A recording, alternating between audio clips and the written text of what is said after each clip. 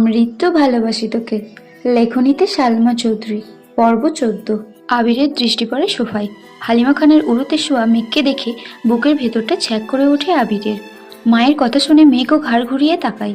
চোখ পড়ে সিঁড়ির কাছে আবির ভাইয়ের দিকে। সঙ্গে সঙ্গে সোজা হয়ে উঠে বসল।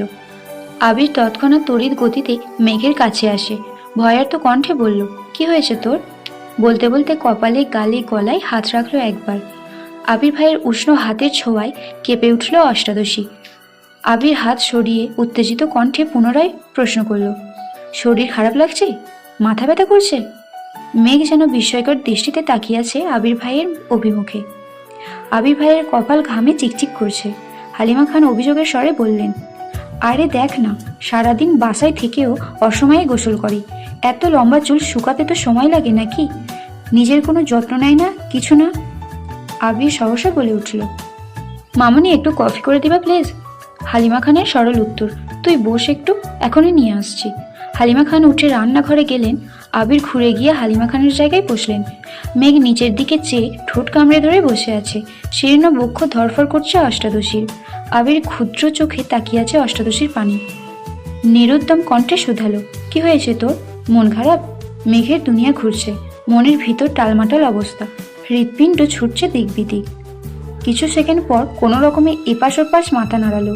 আবির একটু চুপ থেকে গম্ভীর কণ্ঠে বলল, কেউ বকেছে তোকে? সহসা মেঘের জবাব, কেউ বকেনি। আবির এবার দীর্ঘশ্বাস ফেলল। বেশ ঠান্ডা কণ্ঠে বলল, তাকা আমার দিকে। মেঘ এবার দ্বিতীয় দফায় ধাক্কা খেল। মেঘ নড়ে উঠল, কাঁপা কাঁপা চোখে তাকালো আবির ভাইয়ের চোখের দিকে।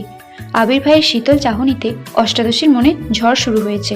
সাগরের গভীরতার ন্যায় চোখের দিকে বেশিক্ষণ তাকিয়ে থাকা সম্ভব হলো না মেঘের। চটজলদি মাথা নিচু করে ফেলল। আবির তখনও তীক্ষ্ণ দৃষ্টিতে তাকিয়ে আছে অষ্টাদশীর দিকে। আবির কিছুটা ভেবে শক্ত কণ্ঠে বলল, মেঘ, আমি এই বাড়িতে সিঙ্গেল একটা মানুষের মুখেও তোর নামে অভিযোগ শুনতে চাই না। মেঘের অভিব্যক্তি বোঝা গেল না।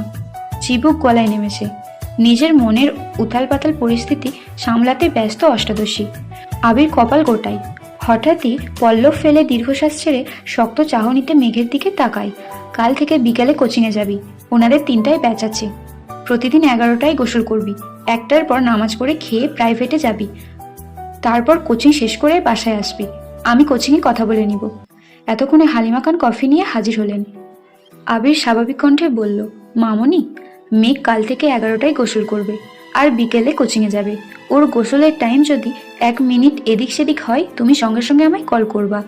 এইটুকু বলে কফির কাপ নিয়ে সিঁড়ি দিয়ে ধপধপ করে উপরে চলে গেল। মেঘের হৃৎপিণ্ড দুভাগ হয়ে গেল আবির ভাইয়ের কথায়। এতদিন মনের ভেতর শুধু তুফান চালিয়েছে এই লোকটা, এখন মেঘের জীবনেও তুফান চালাচ্ছেন। বন্যা তো 10টার ব্যাচে যাবে।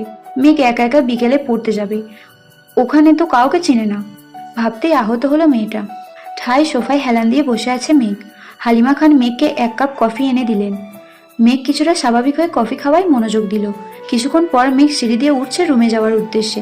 তখনই সিঁড়ি দিয়ে ব্যস্ত পায়ে নামছে আবির ভাই। এমপির জন্মদিনের অনুষ্ঠানে যাওয়ার জন্য রেডি হয়েছেন।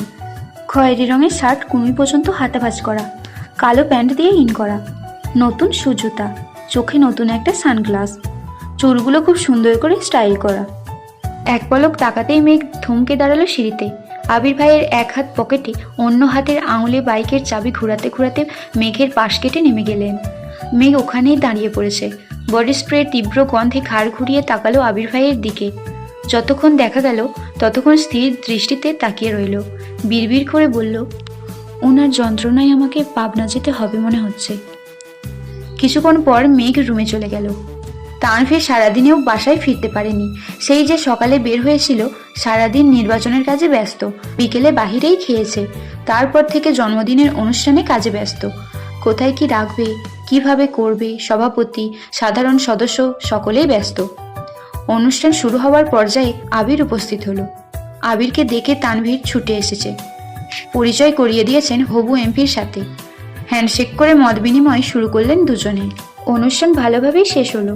বেশ কিছু ছবিও তোলা হয়েছে। এমপির ফ্যামিলির সাথে আবির তানভীর এমপির দুপাশে দাঁড়িয়ে। কেক খাওয়ানো সহ আরও অনেক ছবি তোলা হয়েছে। সেখান থেকেই 4টা ছবি আবির ফেসবুকে আপলোড করেছে, সাথে জন্মদিনের ক্যাপশনও দিয়েছে।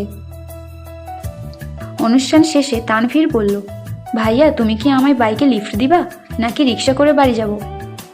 আবির এক মুহূর্ত ভেবে উত্তর দিল, আজ থেকে যেতে পারবি, সমস্যা নেই। তানভীর খুশিতে আত্মহারা হয়ে গেছে। 10 দিনের মাথায় ভাইয়ের বাইকে ওঠার অনুমতি পেল। বাইক চালাতে চালাতে আবির গম্ভীর কণ্ঠে তানভীরকে বলল, তোর কাছে মেঘের বান্ধবীর নাম্বার আছে? তানভীর স্বাভাবিকভাবেই বলল, হ্যাঁ আছে।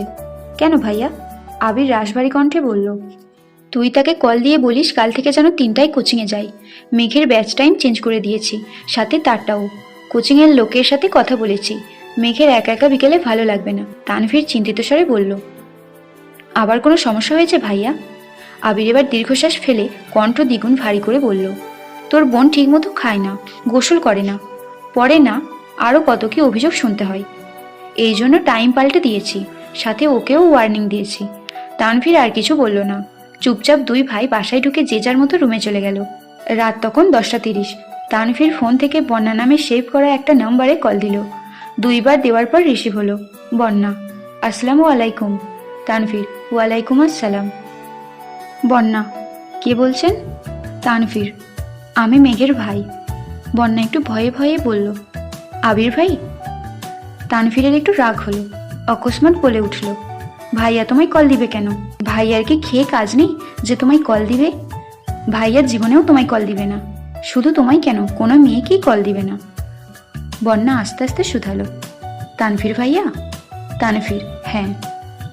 বন্যা, কোনো দরকার ভাইয়া? তানভীর, শুনো, তুমি কাল থেকে 2টার ব্যাচে প্রাইভেট পড়বে আর 3টার ব্যাচে কোচিং করবে। মেঘও বিকালে কোচিং করবে। এটাই জানানোর জন্য কল দিয়েছিলাম। ভুল করে আবার সকালে চলে যেও না। আল্লাহ হাফেজ। এইটুকু বলেই কল কেটে দিল তানভীর। বন্যা খাটের উপর টাসকি খেয়ে বসে পড়ল। কিছু ভাবতে পারছে না। কিছুক্ষণ স্থির থেকে তাড়াতাড়ি কল করলো মেঘকে। একবার বাসতেই কল রিসিভ করলো মেঘ। বন্যা, এই ছাগল, তোর কি হয়েছে রে?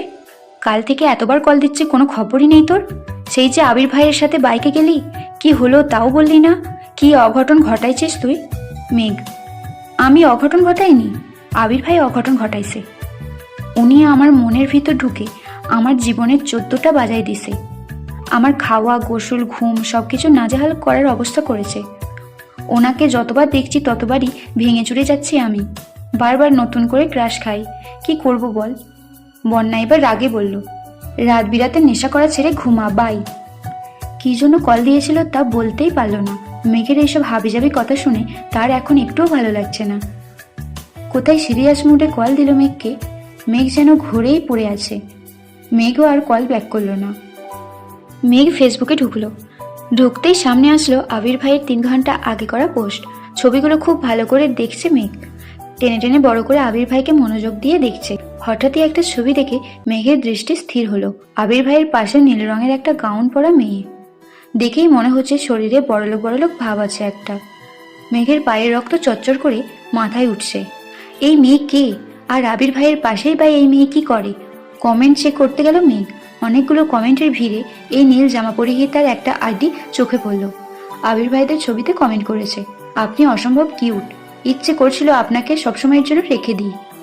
ইচ্ছে হলে বেড়াতে আসবেন, আর সম্ভব হলে ফ্রেন্ড রিকোয়েস্ট একসেপ্ট করবেন। রাগে শরীর ঘামছে মেঘের। শোয়া থেকে উঠে বসলো। কমেন্টটাতে অ্যাংরি রিয়াক্ট দিয়ে মেয়ের আইডিতে ঢুকলো। প্রোফাইলের পিকটা 2 ঘন্টা আগে আপলোড করা। কভার ফটোতে হবু এমপির সাথে ছবি, ক্যাপশন বাবা মেয়ে। মেঘের বুঝতে বাকি নেই এটা এমপির মেয়ে, একটা প্রাইভেট বিশ্ববিদ্যালয়ে পড়ে। মেঘ রাগে ফুসফুস করছে। আবারও আবির ভাইয়ের আইডিতে ঢুকলো মেঘ। জাস্ট নাও একটা পোস্ট করেছে আবির ভাই, তেরি নজর নে ये क्या कर दिया, मुझसे ही मुझको जुदा कर दिया। সাথে রাতের শহরের বাইকে বসা একটা ছবি শেয়ার করেছেন। মেঘ মনোযোগ দিয়ে ক্যাপশন বোঝার চেষ্টা করছে। তার মানে আবির ভাই এই মেয়ের প্রেমে পড়ে গেছে। ভাবতে নেত্রযুগল থেকে 2 ফোঁটা পানি গড়িয়ে পড়ল। আবারও সেই কমেন্টটা খুঁজতে গেল মেঘ। কি এমন সুন্দর মেয়েটা দেখতে হচ্ছে তো। কিন্তু পোস্টের সব কমেন্ট ঘেটেও মেয়ের কমেন্ট পেল না। তার মানে আবির ভাই ডিলিট করে ফেলেছে। কিন্তু এই মেয়েকে কি একসেপ্ট করে ফেললো? তারপর দীর্ঘশ্বাস ফেলে নিজেকেই নিজে সান্ত্বনা দিতে লাগলো। আবির ভাই তো শুধুই আমার ক্রাশ তো ক্ষণিকের। উনিও তো কিছুদিন পর বিয়ে করবেন, তখন তো আমাকে মেনে নিতেই হবে।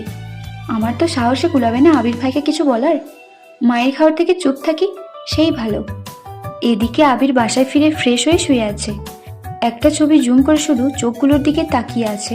আর বিড়বিড় করে গাইছে, मैंने जब देखा था तुझको रात भी वो याद है मुझको तारे गिनते गिनते सो गया दिल मेरा धड़का था कसके कुछ कहा था तूने हंस के मैं उसी पल तेरा हो गया। কিছুক্ষণ থেমে আবার বলল, तेरी नजरों ने कुछ ऐसा जादू किया लुट गए हम तो पहली मुलाकात में। গান গাইতে পারি না, তাও গাওয়ার চেষ্টা করলাম, কারণ গান স্কিপ করলে ভালো লাগবে না পর্বগুলো। তাই ভুল ত্রুটি হলে ক্ষমা করবেন। আজকের পর্ব এখানেই শেষ হলো। পরের পর্বগুলো আরও ইন্টারেস্টিং হতে চলেছে, তাই সবাই সঙ্গে থাকুন আর শুনতে থাকুন আমৃত্য ভালোবাসি তোকে। আজকের মতো এখানেই, টাটা।